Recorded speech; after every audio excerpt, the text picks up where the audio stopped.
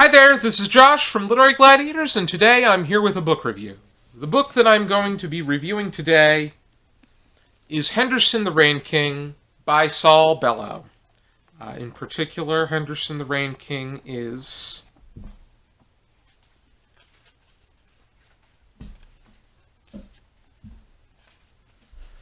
the middle story in this particular Library of America bind-up. This is the second of 4 volumes of the complete works of Saul Bellow, and by that I mean his novels and novellas. This includes Seize the Day, Henderson the Rain King, and Herzog. I have currently read 4 of Saul Bellow's novels, and in order of how I read them, I read Seize the Day, The Adventures of Augie March, Herzog, and now I have read Henderson the Rain King. Out of the 4, as far as content and voice is concerned, I felt that Henderson the Rain King was his best. As far as the plot is concerned and the way that the pacing took part, and how circumstances and events shaped up, I would say Herzog was his best out of the 4 that I've read. But Henderson the Rain King is more about one man's epiphany, because Eugene Henderson is estranged. He has a great deal of issues. He is perfectly flawed. This story is told in first person on his account, and I think that's very valuable because he gives that straightforward demeanor. He admits that he's entitled and self-centered, and you can see that from the things that he has done during his lifetime. He is part of the upper class. He was born into a well-to-do family. He was able to easily get his way into college, into the military. He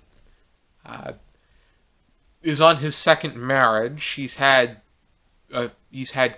children. His second wife, Lily, frequently is getting her portrait done, which goes to show you what kinds of things are taking place. Henderson is a pig farmer. He'd like to become a doctor, but things are he's just not feeling that sense of satisfaction, and he's looking for that sense of, he feels that something isn't right with the way things are, and he boards a trip with his friend Charlie to Africa, and while he's there, decides that he's going to go on his own and find answers to his concerns, which, as per page 142, he said, "Geographically speaking, I didn't have the remotest idea where we were, and I didn't care too much. It was not for me to ask, since my object in coming here was to leave certain things behind."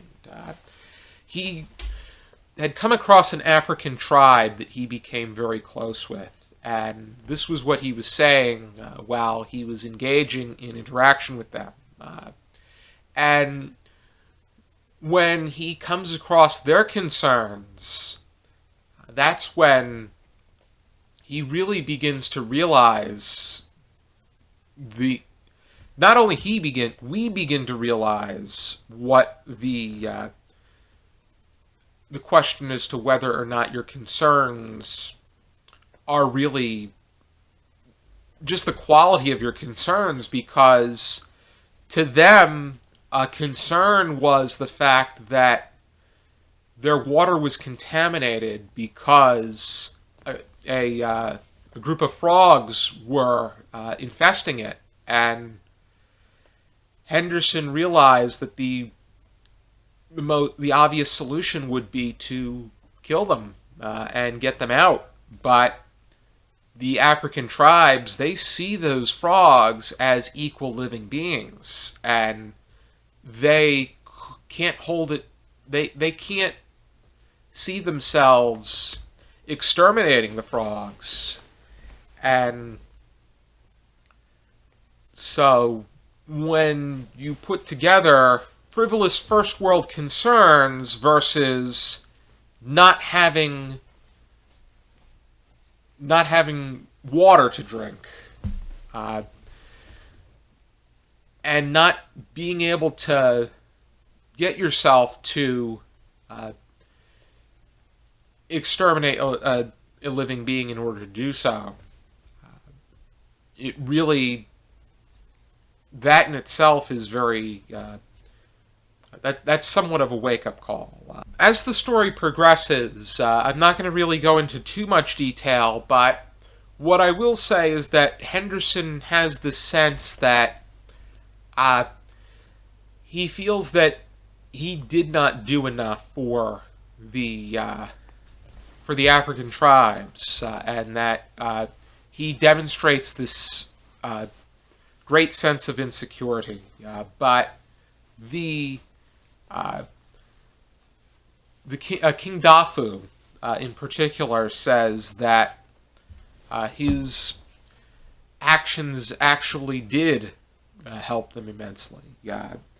As per page 386, when Henderson said that he was saying that he's what put them in their great misfortune, and that his visit made things worse. King Dafu said,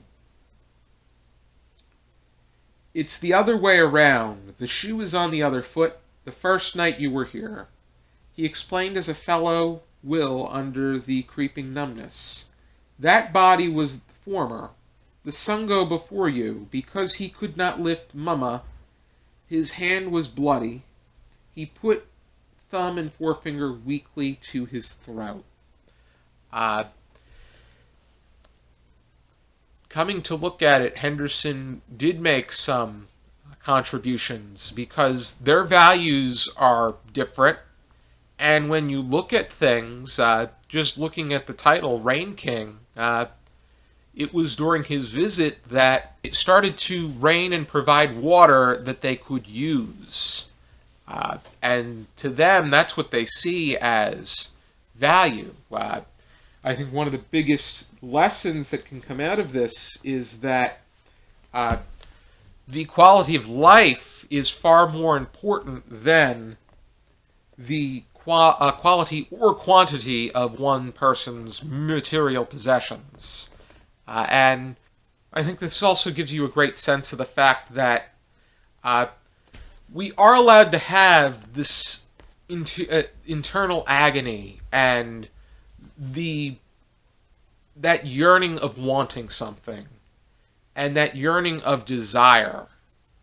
However, it's also up to us to be able to keep it under control.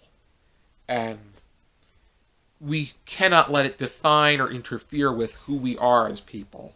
I think another very powerful thing within this text is that this book reminds us that while we may not see something within ourselves, there is one or more living beings out there that see something in us, and in some way, shape, or form, we mean something to them.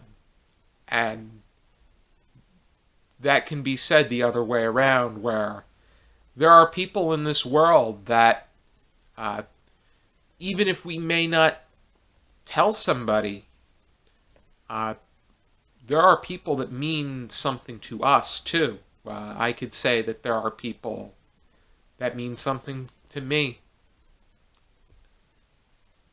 I may not say it all the time, but it's definitely true.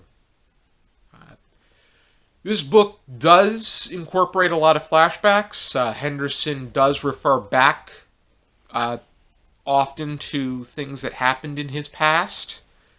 Much of the beginning is him referring to events that take place in the past, and then he'll sometimes incorporate it within his visit to Africa, where he'll think about something that happened back home.